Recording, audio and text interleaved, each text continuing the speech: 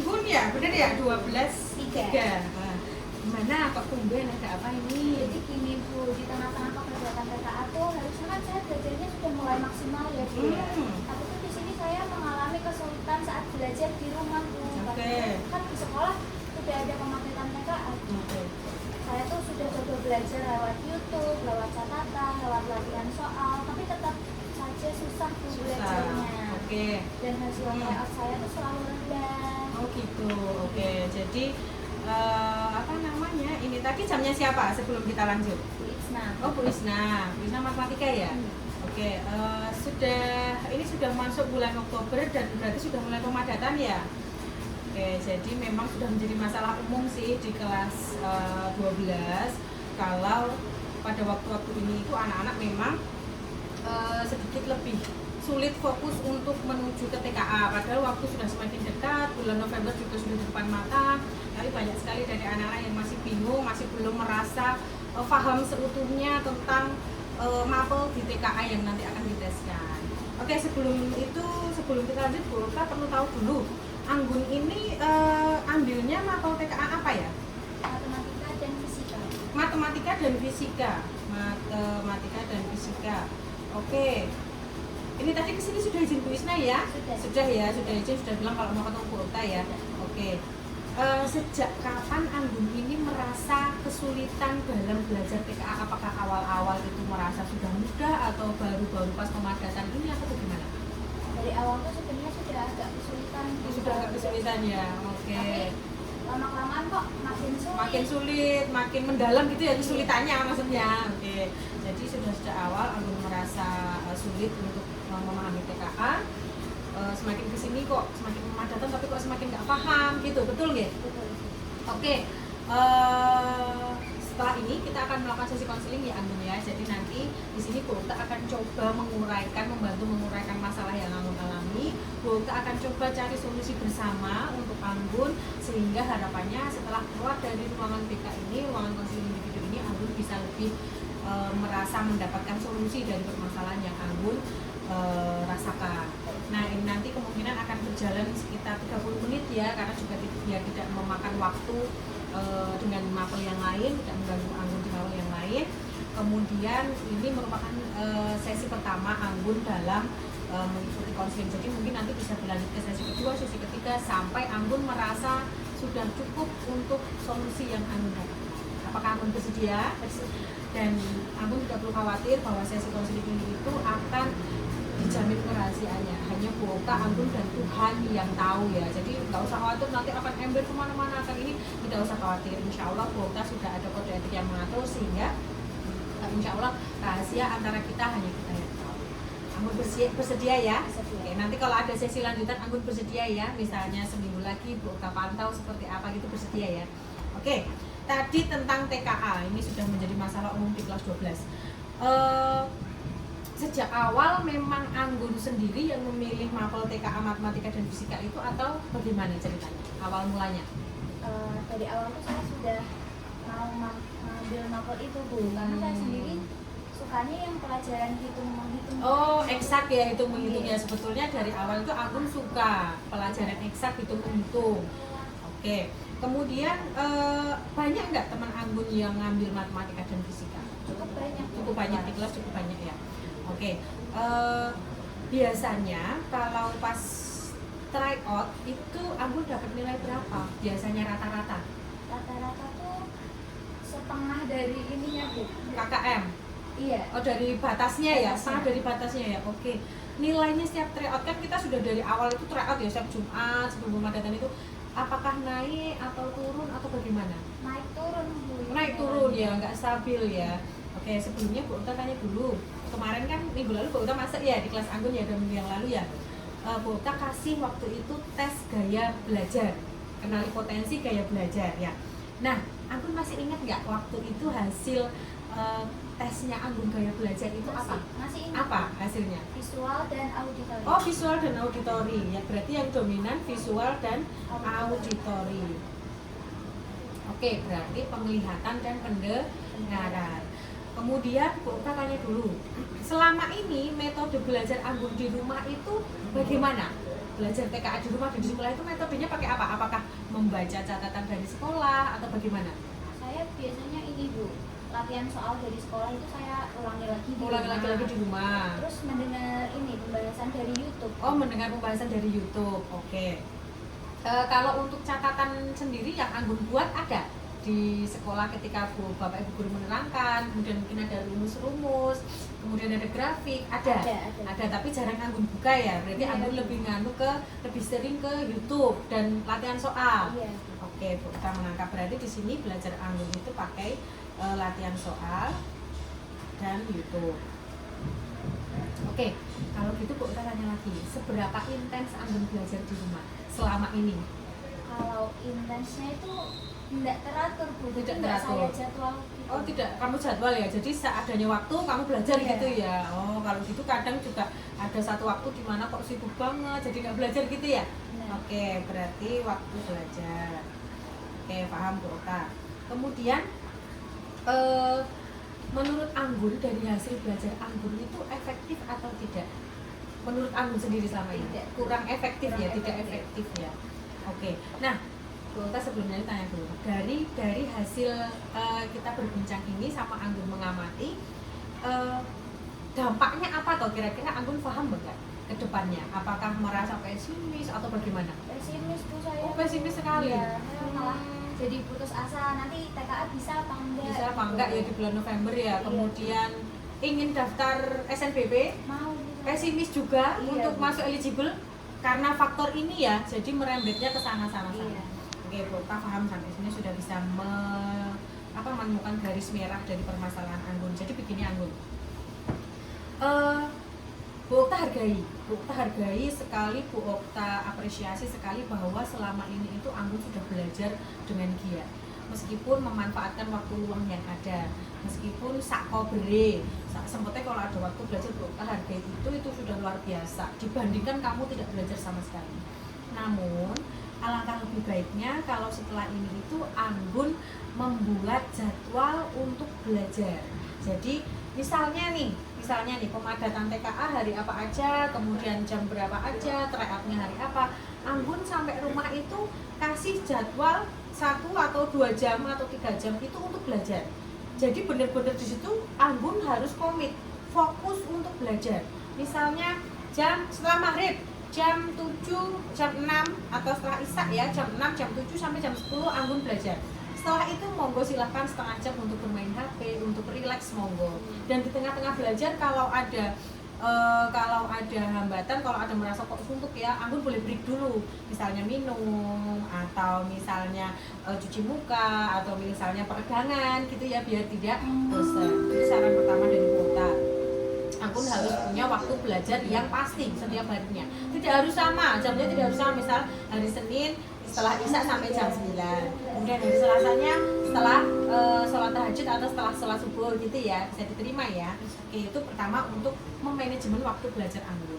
Kemudian Bu Okta hargai selama ini Anggun sudah berusaha semaksimal mungkin mengikuti TKA dengan giat, dengan semangat. Bapak Ibu guru pun tidak pernah ada komplain tentang Anggun ya selama ini ya, oke banget.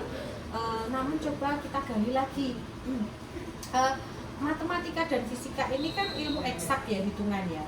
Oke, Anggun selama ini sudah latihan soal dan YouTube. Tapi melihat dari visual auditori gaya belajar Anggun tadi, coba Anggun ketika mencatat di sekolah itu dibuka lagi. Dalam catatan-catatan itu gambar grafik, beri hiasan, beri dekorasi kecil-kecil ya, misalnya dikasih stabilo di tempat-tempat yang penting. Coba silahkan diulangi lagi ya, dipraktekkan lagi. Kemudian untuk lihat YouTube itu sudah benar loh, dengan gaya belajarmu itu sudah betul sekali, kamu sudah oke dengan belajar melihat YouTube, review soal di YouTube itu sudah bagus. Tapi alangkah lebih baiknya ditambahi lagi sama grafik, kemudian hiasan catatan-catatan kecil, kemudian kalau ada jembatan keledai ya, cara cepat yang diajarkan oleh Bapak Ibu guru di stabilo, diberi hiasan, biar kalau buka buku, apalagi orang-orang visual ya, melihat itu pasti nyaman. Jadi nanti akan semangat gairahnya untuk belajar mudah itu ingat, ya, mudah ingat. Bikin jembatan keledai, kalau bingung bisa konfirmasi atau tanya ke Bapak Ibu guru mapel yang bersangkutan, kira-kira jembatan keledai untuk rumus Pitagoras yang ini apa ya, nah kayak gitu nanti bisa di stabilo biar lebih bingung. Terus kemudian kita ke pesimisnya. Ini yang masukan yang kedua dari Bu Okta ya. Masukan yang pertama tadi adalah manajemen waktu belajar. Yang kedua adalah model Anggun belajar ya. Kemudian yang ketiga ini adalah keterkaitannya dengan kepesimisan Anggun belajar. Jadi begini Anggun, manusia itu punya dua mindset ya. Mindset begini, ada fixed mindset atau growth mindset. Fixed mindset dan growth mindset ini dari bahasa Inggris ya. Kalau dari bahasa Indonesia itu seperti yang Bu Oka sampaikan di minggu setelah kenali potensi itu kan tumbukan resiliensi, ada tentang fixed mindset dan growth mindset ya. Nah, fixed mindset ini pemikiran atau pola pikir di mana itu diam di tempat, tidak berkembang, jadi menentok. Dan yang growth mindset ini adalah pola pikir yang berkembang, bertumbuh. Contohnya begini, tadi kan Anggun bilang saya pesimis Bu, dari hasil saya ini gimana, nanti saya nggak bisa masuk eligible, takut seperti itu ya, benar ya, takut nggak masuk eligible, SNBP-nya tidak lolos. Oke, itu Anggun berarti berada dalam pola pikir yang fixed mindset. Jadi pola pikir Anggun itu stagnan, berhenti, tidak berkembang. Coba dirubah dulu, bagaimana caranya untuk memiliki pola pikir yang bisa bertumbuh berkembang. Kakaknya Anggun dulu alumni sini, yang namanya email ya, bener ya, kemarin kita ketemu di Undip waktu kunjungan kampus. Kakaknya Anggun ngambil jurusan fisika murni di Undip. Berarti kalau kita lihat kamu dan kakakmu itu sama-sama punya ketertarikan kepada ilmu-ilmu eksak, ilmu eksak. Coba kamu belajar dari kakakmu. Kalau kakakmu bisa, kamu pasti juga bisa. Kenapa kamu harus tidak bisa? Kan kakakmu bisa. Ya, apalagi sama-sama suka eksak ya. Coba, betul kan? Betul. Kamu pernah ngobrol sama kakakmu nggak? Dulu sempat pesimis atau apa? Belum Pernah. belum ya. Coba nanti kalau kakakmu pulang atau pas lagi atau apa, coba tukar pendapat. Iya tuh akhirnya bisa masuk ke fisika Undip itu bagaimana? Kan apalagi suka ilmu eksak ya. Nah, di situ Anggun harus bisa memposisikan. Kira-kira aku kalau kakakku bisa seperti ini, aku pasti bisa. Nah, itu berarti pola pikir bertumbuh. Aku sekarang nggak bisa TKA, tapi kalau nanti aku belajar giat, aku berusaha, Tuhan pasti akan membukakan jalan. Betul tidak? Betul. Nah, itu harus Anggun rubah ya. Jadi biar pola pikirnya itu tidak berhenti di tempat. Contohnya seperti ini. Banyak sekali anak-anak yang pola pikirnya itu stagnan atau berhenti atau fixed mindset. Contohnya begini. Di keluarga aku nggak ada yang sarjana. Aku mana bisa sarjana. Itu sama halnya dengan anak yang memiliki pola pikir fixed mindset atau pola pikir yang berhenti di tempat. Tapi coba dirubah. Kalau tidak ada di keluargaku yang jadi sarjana, kenapa aku tidak jadi yang pertama untuk menjadi sarjana? Nah, itu kan akan lebih enak kalau didengar. Nah, benar toh. Apalagi kamu punya kakak yang sama-sama suka eksak, coba belajar. Kalau kakakku bisa sama-sama suka eksak, oke, setiap anak punya keunikan masing-masing, tapi kamu bisa berkaca dari kakak. Kalau mbakku bisa, kenapa aku tidak? Aku harus bisa mengimbangi mbakku untuk bisa itu. Itu ya, yang paham ya? Oke, sebentar, angkat telepon. Oke, lalu kemarin kita juga sudah bahas kecerdasan majemuk ya. Iya, Kecerdasan majemuknya Anggun apa? Intrapersonal. Intrapersonal ya. Dominan satu intrapersonal. Nah, ini jadi catatan penting juga untuk Anggun bisa mengembangkan atau menjadikan dasar sebagai pemilihan ke depan. Kira-kira untuk intrapersonal itu kan kemarin dari hasil itu anaknya itu orangnya itu fokus ke diri sendiri, memahami diri sendiri. Nah, itu jadikan acuan untuk belajar. Kalau sekiranya kamu sedang tidak mood, sedang bad mood, bagaimana bisa mengurai ke bad moodanmu untuk bisa menjadikan lebih mood? Oh, aku nanti akan lebih mood kalau habis makan, atau oh aku nanti biasanya moodku akan naik kalau habis makan coklat. Cari kegiatan yang kesukaan dulu ya. Betul. Jadi biar kamu itu bisa masuk ke apa namanya, maaf ya sebentar ya, sebentar ya, buka ini dulu ya. Nah, bentar ya Anggun, maaf ya, ini ada telepon dari Badan Tunjangan Data.